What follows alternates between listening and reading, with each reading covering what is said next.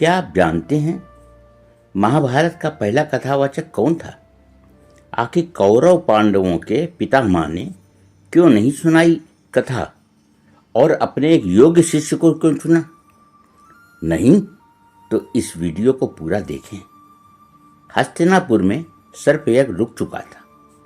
आस्तिक मुनि की वाणी ने क्रोध से भरे राजा जन्मेजय का हृदय बदल दिया था, लेकिन यज्ञ समाप्त होते ही राजा के मन में एक नया प्रश्न खड़ा हो गया। आखिर मेरे पूर्वज पांडव और कौरव कौन थे? धर्मात्मा होने के बावजूद उनके बीच ऐसा भयंकर युद्ध क्यों हुआ?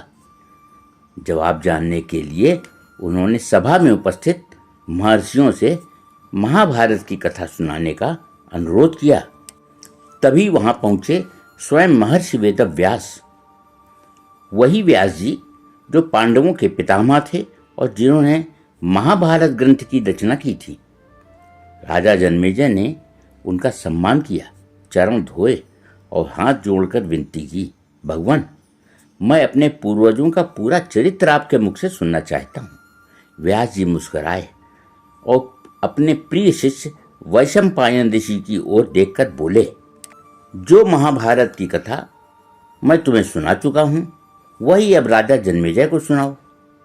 कहा जाता है कि वैशंपायन जी की कथा सुनाने की शैली इतनी अद्भुत थी कि श्रोताओं की आंखों के सामने घटनाएं सजीव हो उठती। फिर वहीं से प्रारंभ हुई महाभारत की महान कथा, एक ऐसी कथा जिसमें धर्म है, नीति है, युद्ध है, त्याग है और जीवन का गहन सत्य भी।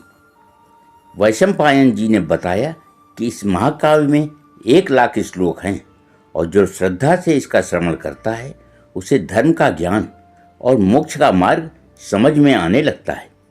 यही वह क्षण था जब संसार ने पहली बार राजा जन्मेजय के माध्यम से महाभारत की कथा सुनी।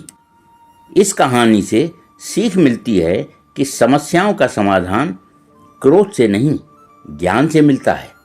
जैसे ही राजा जन्मेजय ने प्रतिशोध का यज्ञ रोका और ज्ञान की खोज की, तभी उन्हें महाभारत जैसे अमूल्य ज्ञान का लाभ मिला।